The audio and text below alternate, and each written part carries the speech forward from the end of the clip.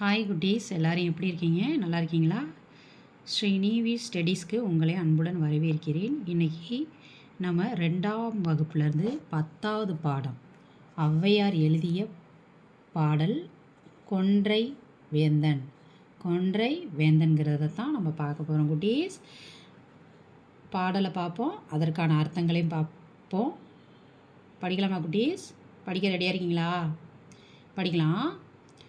அன்னையும் பிதாவும் முன்னறி தெய்வம், தாயும் தந்தையும் நம் கண் முன்னே நிற்கிற தெய்வம்தான் அன்னையும் பிதாவும் முன்னறி தெய்வம் அப்படிங்கிறதுக்கு அர்த்தம்.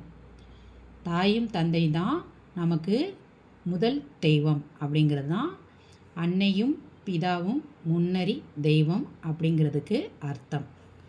2வது பார்த்திங்கன்னா, ஊக்கம் உடைமை ஆக்கத்திற்கு அழகு. அப்படின்னா குறையாத ஆர்வமே முன்னேற்றம் தரும். எந்த ஒரு செயலை செய்கிறதா இருந்தாலும் நம்ம ரொம்ப ஆர்வத்தோடு செய்ய ஆரம்பிச்சிட்டோம்னா அந்த இது நமக்கு முன்னேற்றத்தை தரும். அதனால் ஊக்கம் உடைமை ஆக்கத்திற்கு அழகு அப்படிங்கிறது தான் இதோ குறையாத ஆர்வத்தோடு செய்கிற எந்த ஒரு செயலும் நமக்கு முன்னேற்றத்தை தருங்கிறது தான் இதற்கான அர்த்தம். எண்ணும் எழுத்தும் கண்ணென தகும். அப்படின்னா கணக்கும் மொழியும் இரு கண்கள் போன்றவை.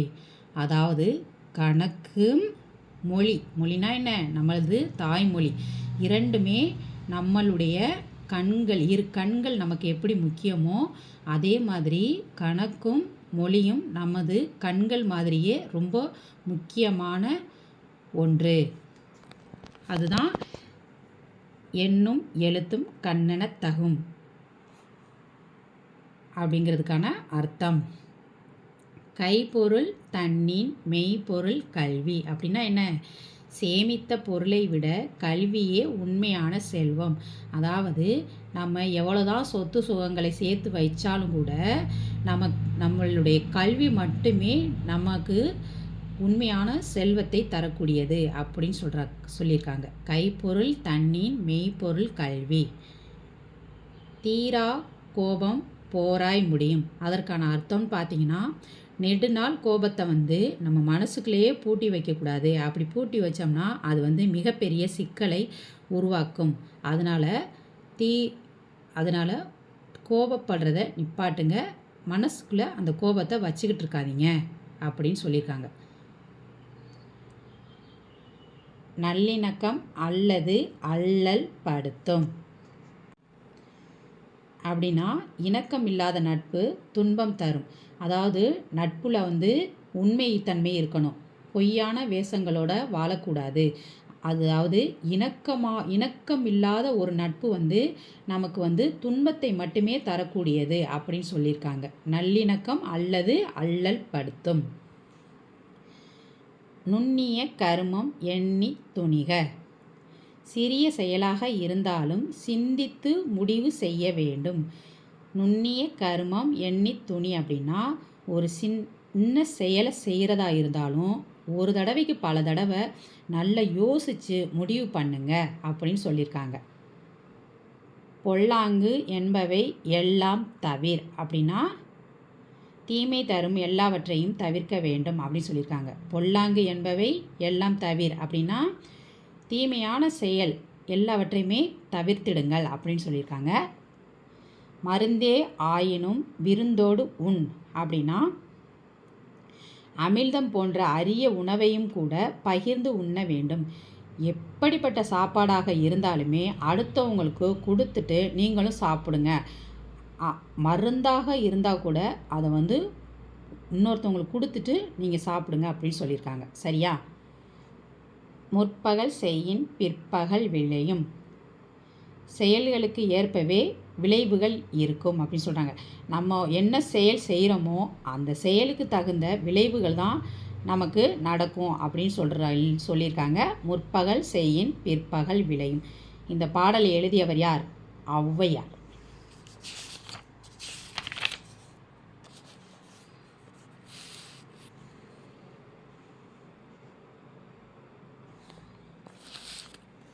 அடுத்து பார்த்தீங்கன்னா தமிழ் சொல் அறிந்து பயன்படுத்துவோம். பள்ளிக்கூடம், மருத்துவமனை, காவல் நிலையம், பேருந்து நிலையம், தொடர்வண்டி, விமான நிலையம், துறைமுகம், திரையரங்கு, உறிஞ்சுக்குழல், ஒலிப்பான். நூலகம், மருந்துக்கடை, ஒலிவாங்கி, ஒளிப்படம், இடுப்புப்பட்டி, கைகடிகாரம், கழிப்பறை, தலைக்கவசம், வாழ்த்து அட்டை, செங்கிழங்கு. செங்கிழங்குனா என்ன? பீட்ரூட். வந்த பாதை பொருத்தமான இரட்டை சொற்களை நிரப்புகன்னு போட்டிருக்காங்க. மெல்ல மெல்ல, துள்ளி துள்ளி, சலசல, கலகல, பலபலன்னு போட்டிருக்காங்க. இப்போ இங்கே டேஸ் கொடுத்துருக்காங்க. இந்த டேஸில் வந்து முன்னாடி வார்த்தைகள் கொடுத்துருக்காங்க. அதை வந்து சரியான சென்டென்ஸை இதில் நம்ம பொருத்தணும். சரியான வார்த்தைகளை வந்து இந்த கட்டத்தில் ஃபில் பண்ணிடுங்க. சிறுவர்கள் எப்படி சிரித்தாங்க? சிறுவர்கள் டேஸ் என்று சிரித்தனர். எப்படி சிரித்தாங்க? கலகலவென சிரித்தார்கள். நத்தை டேஸ் நகர்ந்து செல்கிறது. எப்படி நகர்ந்து செல்கிறது? மெல்ல மெல்ல நகர்ந்து செல்கிறது. நத்தை மெல்ல மெல்ல நகர்ந்து செல்கிறது. புதிய குடம் டேஸ் என்று மின்னுகிறது. பளபள என்று மின்னுகிறது. புதிய குடம் எப்படி மின்னுது? பளபள என்று மின்னுகிறது. மான் டேஸ் ஓடுகிறது. மான் துள்ளி துள்ளி ஓடுகிறது. மான் வந்து துள்ளி துள்ளி ஓடுகிறது. ஆற்று நீர் டேஸ் என்று ஓடுகிறது. சலசல என்று ஓடுகிறது. இந்த இதுகளை பூரா எடுத்து கரெக்டான இதில் டேஸில் ஃபில் பண்ணிடுங்க. அடுத்து பார்த்தீங்கன்னா ஒத்தை ஓசையுடைய சொற்களை பொறுத்துகன்னு போட்டிருக்காங்க. என் அப்படின்னு பார்த்தீங்கன்னா கண், ஊக்கம், ஆக்கம். என், கண், ஊக்கம், ஆக்கம். மெய்ப்பொருள், கைப்பொருள், மெய்ப்பொருள், கைப்பொருள். மருந்து, விருந்து, மருந்து, விருந்து. முற்பகல், பிற்பகல். அதுக்கப்புறம் பார்த்தீங்கன்னா மாறியுள்ள எழுத்துக்களை சொல்லாக்குகன்னு போட்டிருக்காங்க. இங்கே எழுத்துக்களை வந்து கட்டத்தில் மாற்றி மாற்றி மாற்றி போட்டிருக்காங்க. நம்ம சரியாக ஒரு சென்டென்ஸ் வர்ற மாதிரி எழுத்துக்களை அழகாக எடுத்து நம்ம எழுதிடணும். இப்போ இந்த எழுத்தை வந்து ஒற்றுமை அப்படின்னு எழுதலாம். எப்படி எழுதலாம்? ஒற்றுமை. இந்த இதை வந்து இந்த கட்டத்தில் வந்து தேன்கூடு அப்படின்னு எழுதிருங்க. தேன்கூடு. இந்த இதை வந்து கடற்கரை எப்படி எழுதுறீங்க? கடற்கரைன்னு எழுதிருங்க.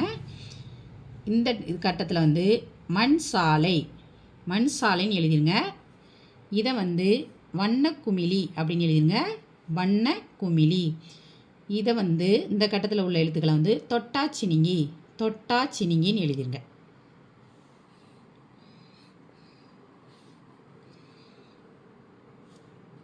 இப்போ இந்த படங்களை பாருங்கள்.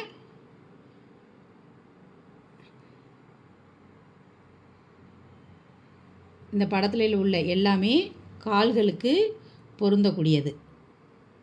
இந்த படத்தில் உள்ள எல்லாமே கண்களால் பார்க்கக்கூடியது. இந்த படங்களில் உள்ள எல்லாமே காதுகளால் கேட்கப்படுவது. இதில் உள்ள எல்லாமே கைகளால் பயன்படுத்தக்கூடியது.